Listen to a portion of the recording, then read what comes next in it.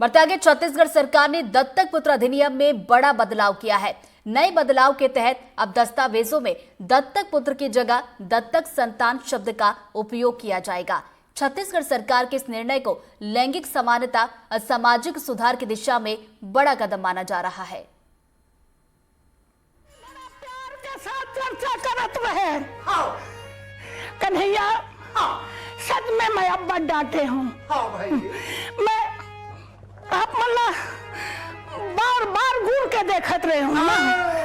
एक सेती हम लोग छोटे बहनी समझ के क्षमा कर। पद्म विभूषण तीजन बाई। छत्तीसगढ़ के दुर्ग जिले की रहने वाली तीजन बाई ने साल 1969 में 13 साल की उम्र में जब पहली बार महाभारत की कहानियों का मंच प्रदर्शन किया तो देखने वाले हैरान रह गए। तब मंचों पर पंडवानी के प्रस्तुतिकरण की अपनी अघोषित परंपरा थी। महिला पंडवानी गायिकाएं केवल बैठकर गा सकती थीं, जिसे वेदमती शैली कहा जाता है। पुरुष खड़े होकर कापालिक शैली में गाते थे। तीजन पहली महिला थी जिन्होंने कापालिक शैली में पंडवानी का प्रदर्शन किया। 1970-80 के दशक में तीजन का ऐसा करना पुरुषवादी सोच वाले समाज में महिलाओं को बराबरी का दर्जा दिलाने की दिशा में बड़ा कदम था।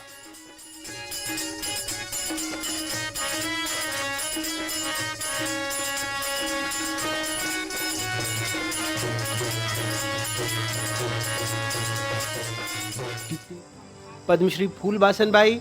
राजनांदगांव जिले के एक छोटे से गांव सुकल दहयान की रहने वाली फूलबासन बाई यादव ने छोटी सी उम्र में शादी के बाद गरीबी करीब से देखी।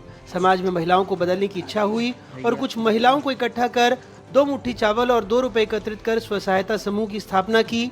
महिलाओं को आत्मनिर्भर बनाने की व्यवस्था करने वाली फूलबासन की मां बमलेश्वरी स्व सहायता समूह में 8 लाख से अधिक महिलाएं जुड़ गईं। इनकी देखरेख में प्रदेश भर में 14,000 से अधिक स्व सहायता समूह संचालित हो रहे हैं। तीजन फूलबासन की तरह अनगिनत ऐसी महिलाओं ने कई मोर्चों पर साबित किया कि महिलाएं पुरुषों से कम नहीं। सरकारी नारों में तो बराबरी दिखी, लेकिन सरकारी कागजों में नहीं। अब कम से कम छत्तीसगढ़ सरकार इन कागजों को बदल रही है, बच्चों को गोद लेने के मामले में दत्तक पुत्र अधिनियम में बड़ा बदलाव करके। सामाजिक सुधार की दृष्टि से मैं बताना चाहूँगा कि 1908 के इस अधिनियम में गोदनामा के लिए, एडॉप्शन के लिए, दत्तक के लिए केवल पुत्र का जिक्र है। पुत्री को उस एक्ट की मानसिकता साफ तौर पर दिखाई देती है कि उस समय के 1908 के परिदृश्य में पुत्री को शायद कोई गोद लेने की मानसिकता नहीं रखता रहा हुआ, इसलिए दत्तक पुत्र ही लिखा हुआ है, उसमें पुत्री नहीं लिखा हुआ है।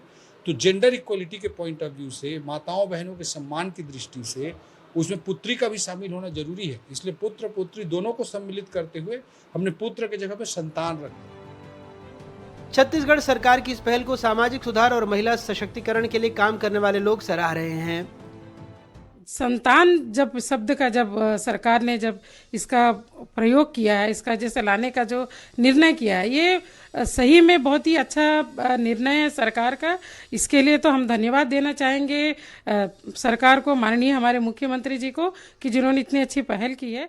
तो बहुत ही ज़्यादा तारीफे योग्य है कि उन्होंने संतान शब्द का प्रयोग किया। संतान शब्द में कोई आइडेंटिफाई नहीं होगा, आइदर इट्स अ बॉय और गर्ल। संतान तो लड़का और लड़की दोनों ही होते हैं। तो ये स्वागतेय है, स्वागत करना चाहिए। बहुत बढ़िया कदम उठाया है और जेंडर इक्वलिटी को उन्होंने बढ़ाने के लिए इस प्रकार के दत्तक पुत्र शब्द में संशोधन किया है। ये बहुत ही सराहनीय कदम है। छत्तीसगढ़ में बच्चों को गोद लेने वाले आंकड़ों के मुताबिक राज्य में जनवरी 2021 से फरवरी 2025 तक 417 बच्चों का गोदनामा किया गया। राज्य में जनवरी 2021 से फरवरी 2025 तक 369 बच्चे गोदनामा के तहत देश के अलग अलग राज्यों में गए। राज्य में पिछले 5 सालों में 48 बच्चों का गोदनामा अंतर्राष्ट्रीय स्तर पर किया गया। कुल 417 बच्चों में 246 लड़कियों का गोदनामा हुआ। सभी के दस्तावेजों पर दत्तक पुत्र अधिनियम 1908 का जिक्र है।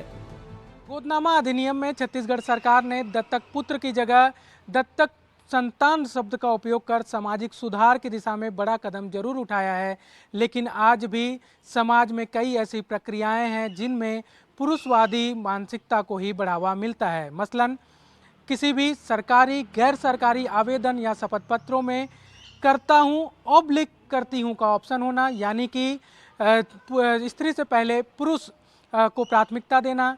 इसके अलावा बोलचाल में अपनी बेटी को भी ये मेरा बेटा है कहकर बुलाना, जैसे तमाम उदाहरण हैं। ये उदाहरण बताते हैं कि लैंगिक समानता की दिशा में समाज में हर स्तर पर अब भी बहुत कुछ करने की ज़रूरत है। रायपुर से कैमरा सहयोगी प्रवीण साहू के साथ नीलेश त्रिपाठी, NDTV।